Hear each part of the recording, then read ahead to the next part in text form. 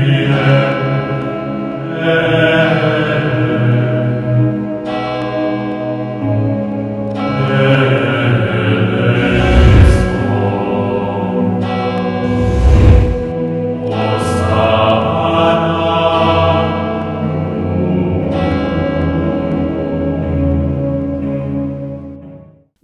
పుత్ర పవిత్ర ఆత్మ నామమున ఆమేన్. క్రీస్తునాథుని యందు మిక్కిలి ప్రియులకు సహోదరి సహోదరులరా, క్రీస్తు సందేశం దివ్యవాణి టీవీ కార్యక్రమానికి స్వాగతం, సుస్వాగతం.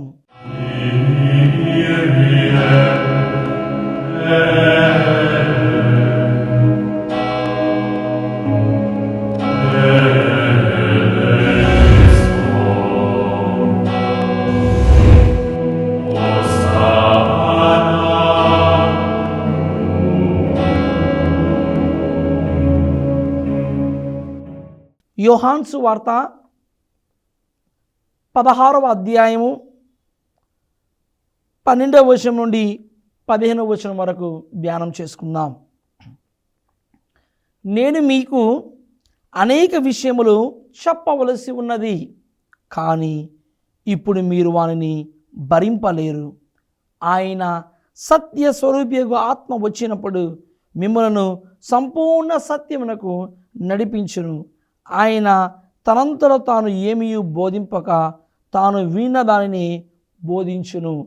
జరగబోవు విషయములను మీకు తెలియజేయును. ఆయన నన్ను మహిమపరచును.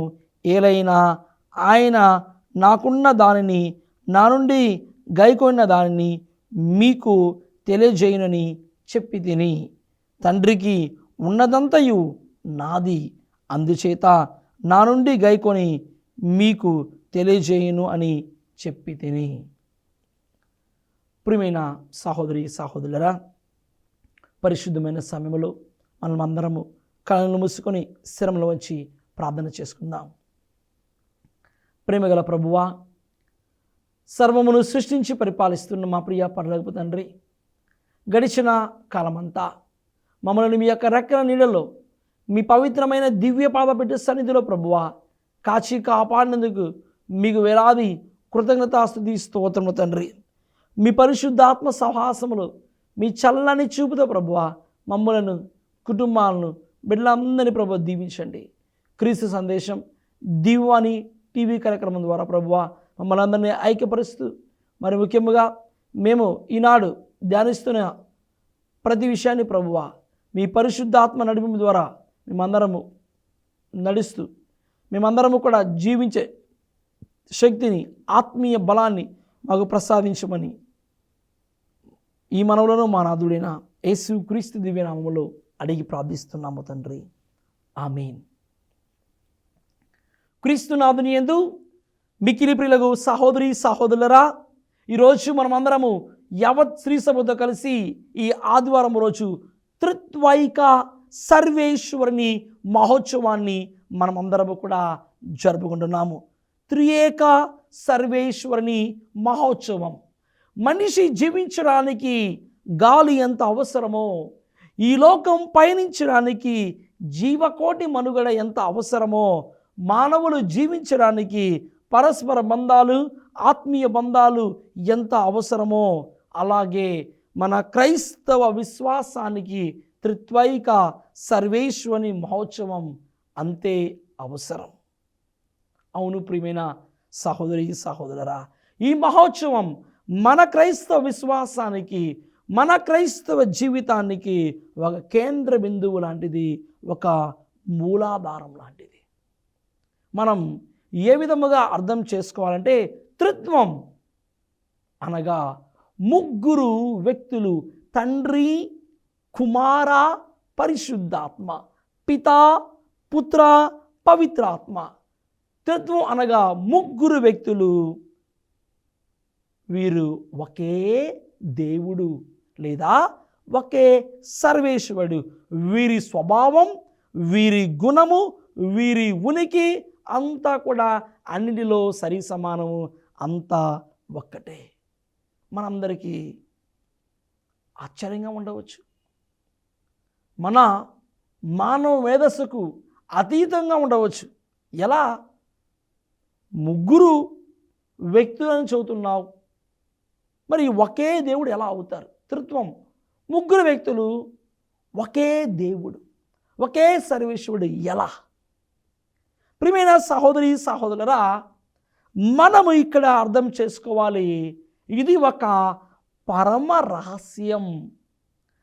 పరిమితమైన మానవ ఆలోచనతో కాక, హద్దులు కలిగిన మానవ తర్కముతో కాక, అసంపూర్ణమైన దైవశాస్త్ర ప్రయత్నముతో కాక, మనము దీని విశ్వాస నేత్రములతో, విశ్వాస దృష్టితో, ఆత్మీయ దృష్టితో మనము ఈ త్రియేక సర్వేశ్వరుని మనము అర్థము చేసుకోవాలి, ధ్యానము చేసుకోవాలి.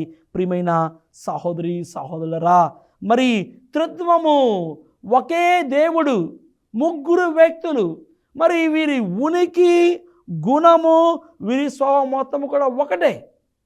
అయితే మనము ఇటువంటి ఆలోచనతో, మానవ సంబంధమైన ఆలోచనతో కాక విశ్వాస సంబంధమైన నేత్రములతో మనం ధ్యానం చేయాలి. ఎందుకనగా తల్లి అయిన శ్రీ సభ మనకు బోధిస్తూ ఉంది. దీన్ని మనము మానవ మేధస్సుతో అర్థం చేసుకోలేం. ఇది ఒక విశ్వాస పరమ రహస్యం.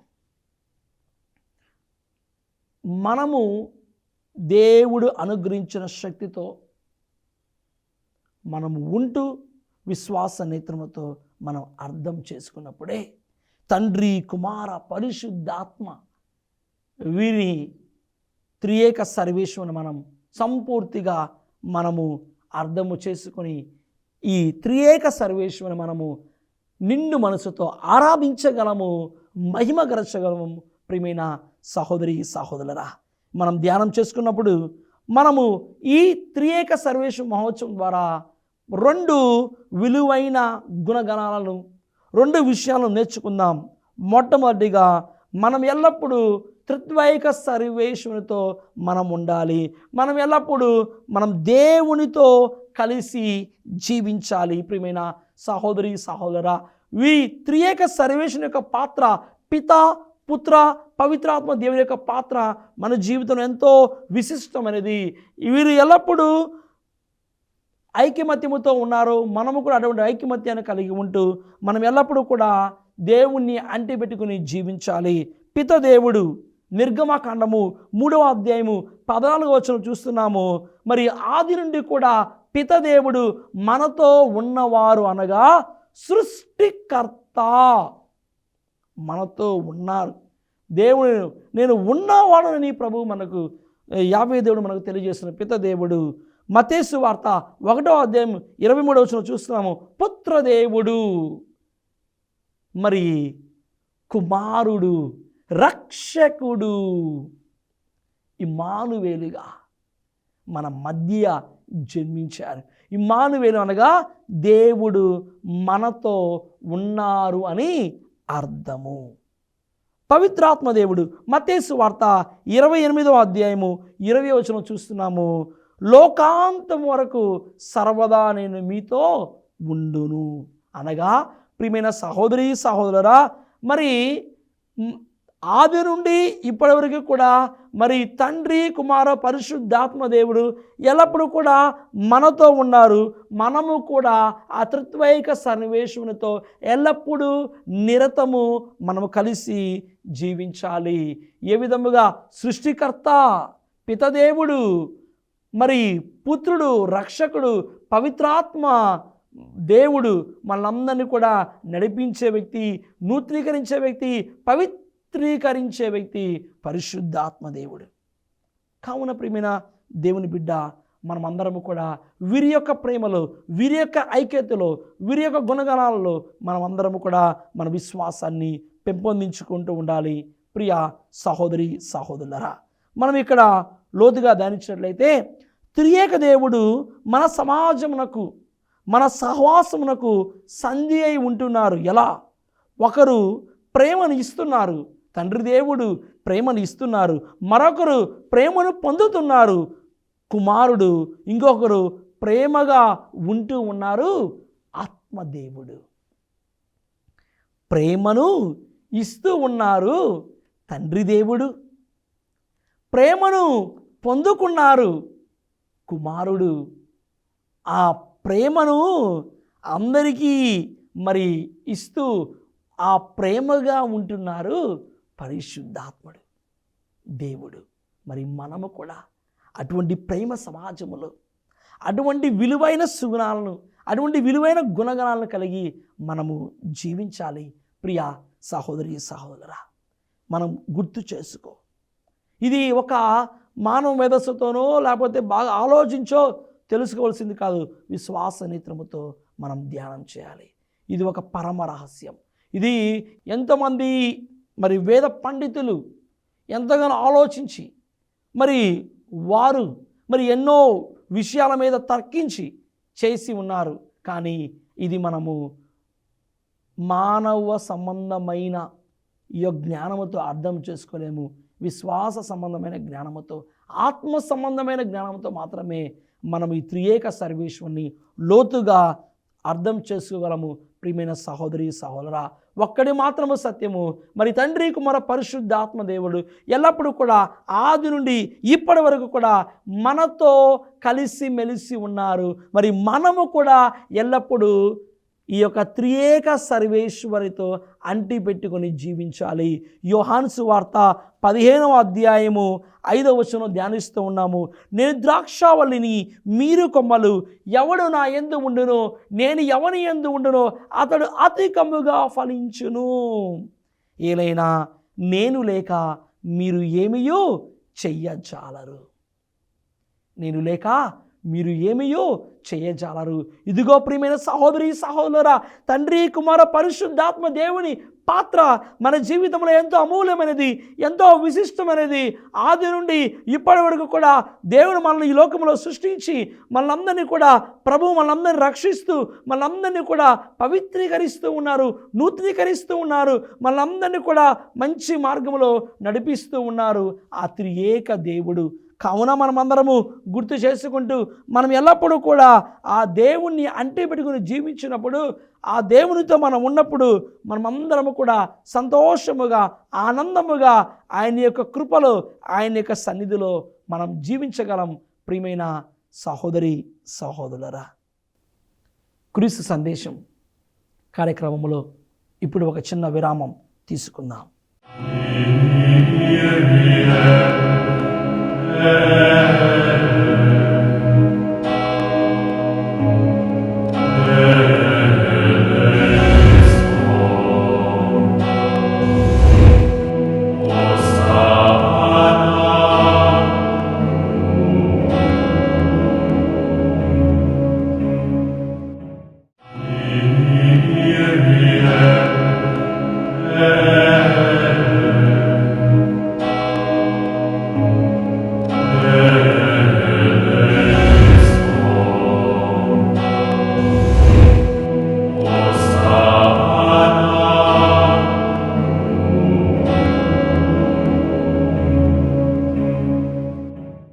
క్రీస్తు సందేశం కార్యక్రమానికి తిరిగి స్వాగతం.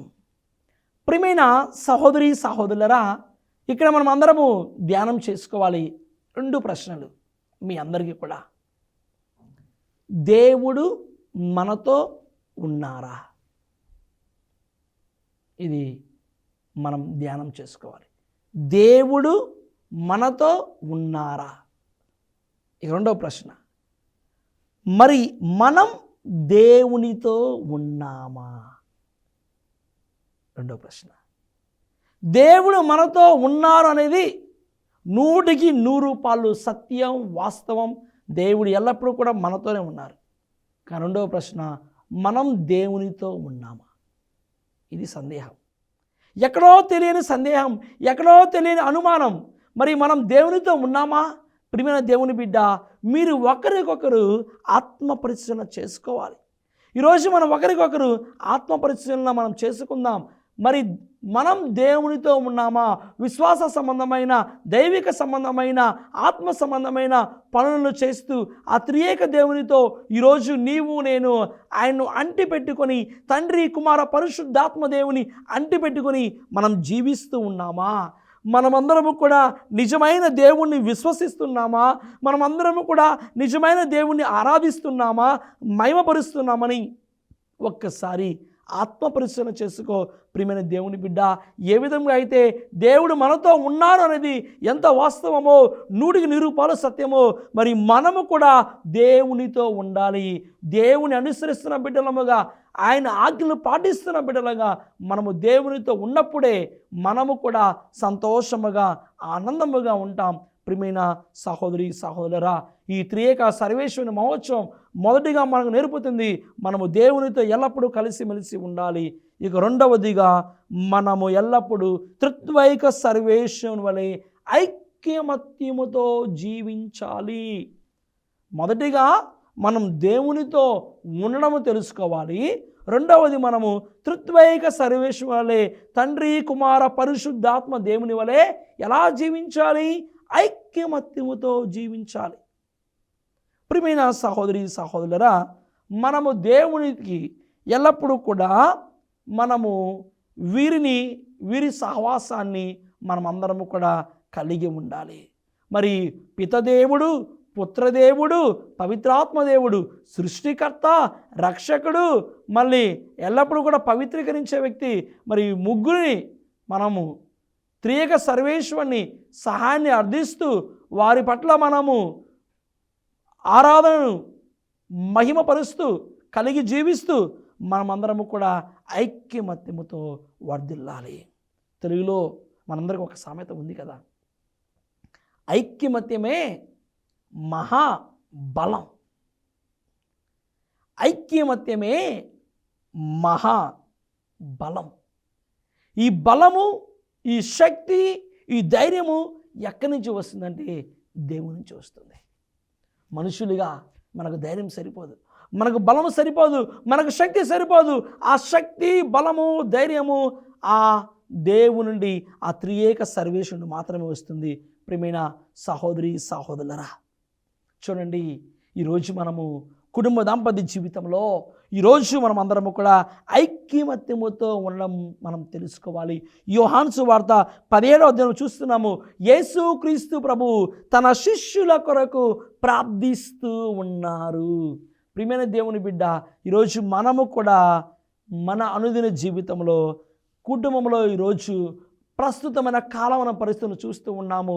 విడాకులతో విడిపోతున్న దంపతులను, అదిగో డబ్బుల దగ్గర, ఆస్తి పాస్తుల దగ్గర విడిపోతున్న అక్క చెల్లులను, అనాథములను, తల్లిదండ్రులను, బిడ్డలను మనము చూస్తూ ఉన్నాము. ఈనాటి ప్రపంచంలో, ఈ ప్రస్తుతమైన కాలమైన పరిస్థితుల్లో మనం ఇటువంటి దౌర్భాగ్య స్థితిని మనం అందరము చూస్తూ ఉన్నాం. ఇటువంటి సందర్భంలో ప్రభువు మనందరికీ తోడుగా ఉంటూ, ప్రభువు మనందరికీ రక్షణ కోటగా ఉంటూ మనందరినీ కూడా యేసయ్య దీవిస్తూ ఉన్నారు.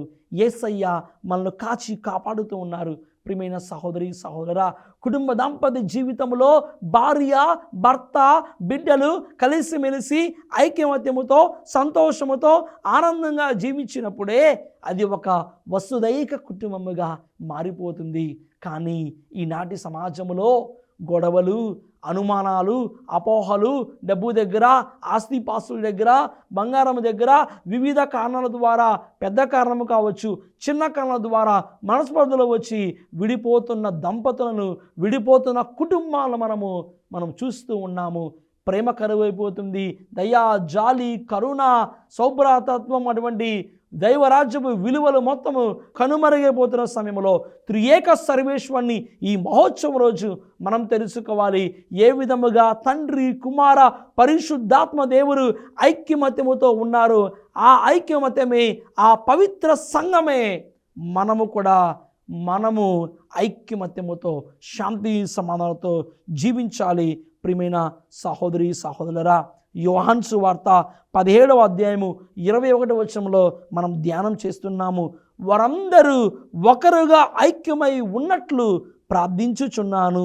ఓ తండ్రి, నేను నీ యందును నీవు నా యందును ఉండునట్లు వారిని మన యందు ఉండనిమ్ము.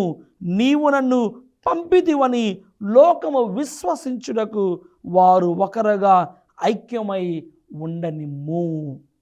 ప్రియమైన సహోదరి సహోదరా, మనవలే వారును ఒకరుగా ఐక్యమై ఉండుటకు నీవు నాకు ఇచ్చిన మహిమను నేను వారికి అనుగ్రహించి తిని, వారు సంపూర్ణముగా ఐక్యమై ఉండుటకును నీవు నన్ను పంపితివనివి, నీవు నన్ను ప్రేమించినట్లు వారిని కూడా ప్రేమించితివనియు లోకము తెలుసుకొనుటకు నేను వారి యందును నీవు నా యందును ఉన్నాము. యోహాను సువార్త 17వ అధ్యాయము 21వ వచనం నుండి 23వ వచనంలో మనం అందరము కూడా ఈ వృత్తాంతాన్ని, ఈ ఉదాంతాన్ని చూస్తూ ఉన్నాం.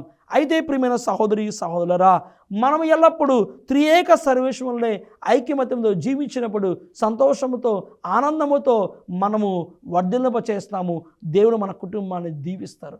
అలా కాకుండా మనం స్వార్థముతో, అనుమానముతో, అపోహతో దేవుని మీద ఆధారపడకుండా జీవిస్తూ ఉంటే, త్రియేక సర్వేశ్వరుని మీద ఆధారపడకుండా, ఆ త్రియేక సర్వేశ్వరుని ఆరాధించకుండా, మహిమపరచకుండా మనం జీవిస్తే ఒకవేళ మన జీవితాలు చిన్నాభిన్నం అయిపోతాయేమో. చూడండి, రక్త సంబంధికులే వెన్నుపోటు పొడుస్తున్న ఈ రోజుల్లో మనం జీవిస్తూ ఉన్నాం. సొంత అన్నదమ్ముళ్ళే, సొంత అక్క చెల్లెళ్ళే మనల్ని వెన్నుపోటు పొడుస్తూ మన మీద పగ, క్రోధము, అసూయ, ద్వేషము తాండవిస్తున్న ఈ ప్రపంచంలో జీవిస్తున్న మనము ఇటువంటి సందర్భములో మనమందరము కూడా దేవుని సహాయముతో ఐక్యమత్యముతో ఉండడానికి మనం ప్రయత్నం చేయాలి. చూలు ప్రియమైన విశ్వాసులారా, మనం అందరము బీరకాయ చిక్కు లాంటి వాళ్ళం. ఎలా ఉంటాం? బీరకాయ చిక్కు లాంటి వాళ్ళం. బీరకాయ చిక్కు అన్నిటిని ముడి వేసుకుంటుంది, అన్నిటిని కలిపి వేస్తుంటుంది, దృఢముగా మరి అల్లుకొని పోతుంది, అన్నిటిని ముడి వేసుకుని ఉంటుంది. మనం ఎలాంటి వాళ్ళం అంటే, ఒక రకంగా చెప్పాలంటే బీరకాయ చిక్కుల వలె ఉంటాం.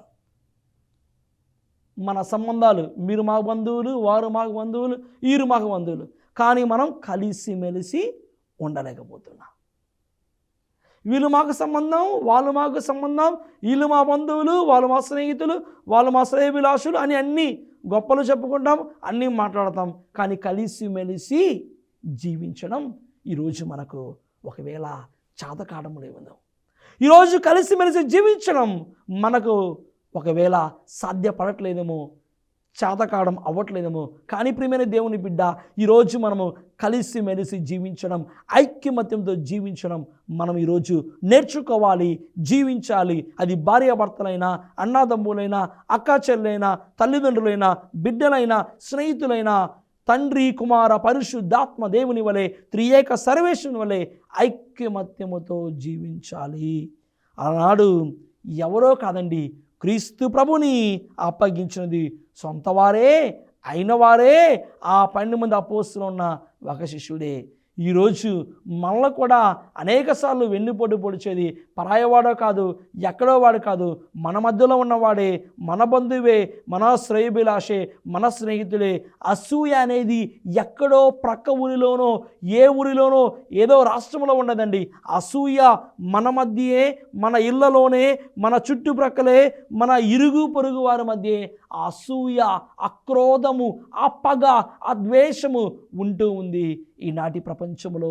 అయితే ప్రియమైన దేవుని బిడ్డ, నువ్వు దేవుని అనుసరిస్తున్నామంటే, నువ్వు ఆయన్ను అనుసరించే బిడ్డగా ఉంటున్నావంటే, నీలో ఉన్న ఆ చెడు దుర్గుణాలను, అసూయ, క్రోధము, ద్వేష, పగను తీసివేసి ప్రేమ, జాలి, దయా, కరుణ, పరిశుద్ధాత్మ వరములను, పరిశుద్ధాత్మ ఫలములను నీ హృదయంలో నింపుకో. నువ్వు దేవునికి ప్రియమైన బిడ్డగా నీవు మారిపోతావు. ప్రియమైన సహోదరి సహోదరులారా, విశ్వాసములో, ప్రేమలో, సంతోషములో, అనురాగములో, ఆప్యాయతలో, మంచితనములో నీవు ముందుకు వెళ్ళాలి. అదే మనం చూస్తున్నాం. తండ్రి, కుమార, పరిశుద్ధాత్ముడా మాలో నివసించి మమ్మల్ని కావుమయా. పితా, పుత్ర, పవిత్రాత్మ దేవా మాలో నివసించి మమ్ము కావుమయా, మమ్ము రక్షించుమయా అని ఈరోజు మనం అందరము కూడా ప్రార్థన చేసుకుందాం ఈ గొప్ప త్రియేక సర్వేశ్వరుని మహోత్సవం రోజు. చివరిగా పునీత పౌలు భక్తుడు కొరింథీయులకు రాసిన 2వ లేఖ 13వ అధ్యాయము 14వ వచనం మనం చూస్తున్నాము. పరిశుద్ధ ప్రతిదినము దీవు బలి పూజలో యేసుక్రీస్తు కృపయు దేవుని ప్రేమయు పవిత్రాత్మ సహవాసమును మీకు అందరికీ లభించునుగాక. చక్కని మాట. పరిశుద్ధ దీవెబలి పూజలో గురువు తన ప్రజలకు ఒక శుభాకాంక్షలను, ఒక గ్రీటింగ్స్ను, ఒక సందేశాన్ని ఇస్తున్నారు. యేసుక్రీస్తు ప్రభు కృపయు, దేవుని ప్రేమయు, పవిత్రాత్మ సహవాసమును మీకు అందరికీ లభించునుగాక. మరి పితా, పుత్ర, పవిత్రాత్మ దేవుణ్ణి మన అనుదినము కూడా ఉదయం నుండి రాత్రి నిద్రపోయేంత వరకు కూడా మనం గుర్తు చేసుకుంటూనే ఉన్నాము. మరి ఉదయం నిద్ర లేచినప్పుడు, లేకపోతే పొలానికి వెళ్ళినప్పుడు, ఉద్యోగానికి వెళ్తున్నప్పుడు, స్కూల్కి వెళ్తున్నప్పుడు, బస్సులో అనుదినము ప్రయాణం చేస్తున్నప్పుడు, మధ్యాహ్నము భోజనం చేస్తున్నప్పుడు, మరలా తిరిగి ఇంటికి వచ్చినప్పుడు, మరి దివ్య సంస్కారాలలో అన్ని వేళలో ఏ పని మొదలుపెట్టినా, ఏ పని అయిపోయినా, మరి ప్రారంభించినప్పుడు, ముగించినప్పుడు పితా, పుత్ర, పవిత్రాత్మ అని మనం అందరము కూడా ఆ త్రియేక దేవుణ్ణి మనమందరం గుర్తు చేసుకుంటున్నాము, ఆరాధిస్తున్నాము, మహిమపరుస్తున్నాం. కానీ ఆ త్రియేక దేవుడిచ్చిన ఆ సుగుణాలను, ఆ దైవరాజ్యపు విలువలను మనం ఈరోజు జీవించడము లేదు, ఐక్యమత్యముతో ఉండడము లేదు. ప్రియమైన సహోదరి సహోదరులారా, ఇదిగో కేవలము క్రైస్తవుడంటే మాటలతో చెప్పి మాటలతో ఉండే వ్యక్తి కాదు, చెప్పిన మాటను తన జీవితంలో ఆచరించే వ్యక్తి, చెప్పిన మాటను తన నిజమైన జీవితంలో ఒక క్రియారూపములో దాల్చే వ్యక్తి అని మనమందరము కూడా గుర్తు చేసుకోవాలి. ప్రియమైన సహోదరి సహోదరులారా, మరి ఈ త్రియేక సర్వేశ్వరుని మహోత్సవం రోజు మనమందరము కూడా దేవునికి ప్రియమైన బిడ్డలుగా జీవించుదాం. ఆ తండ్రి, కుమార, పరిశుద్ధాత్మ దేవుని యొక్క సహాయాన్ని మన జీవితంలో పొందుకుంటూ, కోరుకుంటూ, మనం ఏ పని మొదలుపెట్టినా, మన ఉద్యోగంలో ఉన్నా, చదువుకుంటూ ఉన్నా, పనిపాటుల్లో ఉన్నా, ప్రయాణంలో ఉన్నా, మనము ఈ యొక్క త్రియేక సర్వేశ్వరుని ఆరాధించుదాం, మహిమపరుచుదాం. మనమందరము నిత్యము ఆ దేవునితో ఉందాం, దేవునిలో ఎదుగుదాం. ఆ దేవాది దేవుడు మనల్ని నిండుగా మెండుగా దీవించి తన కృపలో మనలను కాచి కాపాడునుగాక. ఆమేన్. ప్రభువు మీతో ఉండునుగాక, మీ ఆత్మతోనూ ఉండునుగాక. సర్వశక్తి గల సర్వేశ్వరుడు పితా, పుత్ర, పవిత్ర ఆత్మ మనలందరినీ దీవించి సదా కాచి కాపాడునుగాక. ఆమేన్.